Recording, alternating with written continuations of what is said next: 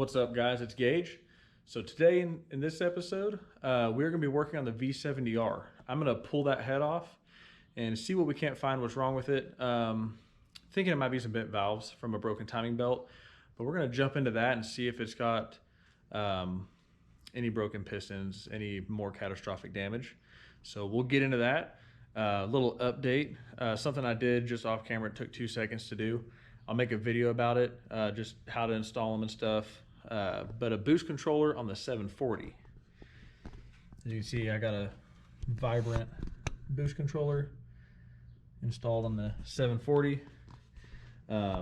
Probably wasn't smart to put that on there because somewhere in this area, the valve cover in the back half, there's a little bit of a, I say a little bit, it's a pretty loud knocking noise or ticking noise. It doesn't sound bottom end, it's definitely in the top. So I'm gonna be making a video of taking the valve cover off and seeing what the dealio is. I drove it to work today and it was doing fine. It's off and on, and after the vehicle warmed up, the knock is there pretty loud. So good news about that is if it is worse than I think, we're going to be ordering some Yoshi Fab forged H-beam rods and some Wiseco pistons and yanking that bad boy out and doing the build on it a couple months prematurely. So that'll be the deal with that. So stay tuned for that video if you're a B230 fan or Red Block fan. But in this video, we're going to be working on that 98 V70R. So let's jump right into getting that thing ripped apart. All right, guys, so we're here at the car. We're just going to jump into getting this charge pipe off, getting the spark plug covers, or the spark plug cover off, and taking some of the fuel lines off, and getting that intake manifold pulled off, all that good stuff. So see what we can't get done.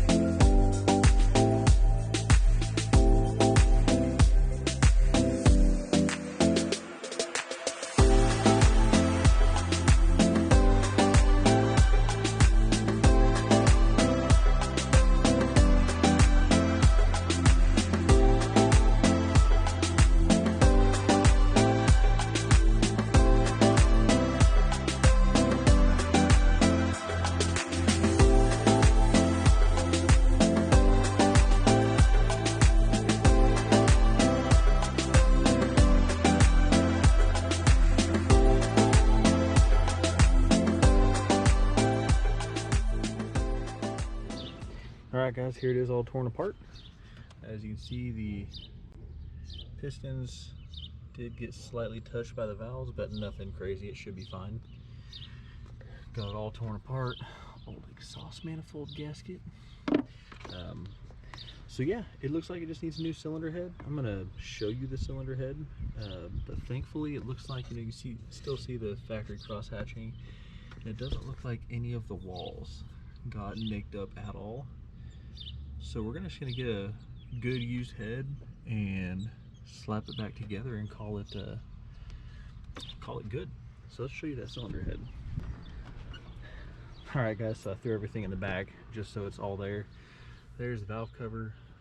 Someone has definitely been in this motor before, because a lot of the bolts were loose, a lot of the bolts are missing, and part of the head or the valve cover is busted off. I'm pretty sure it's going to be part of the valve cover maybe, or may have just been the sensor. Can't really tell. It's somewhere in here, but let's see, is it in here? Somewhere in here. So yeah, as you can see, the valves are bent. All on the intake side. Exhaust side look like they're pretty good, but not too shabby. I mean, for 256,000 miles, doesn't look bad. He put new plugs in it, looks like, and you can see down in there, you can see all the daylight through these valves.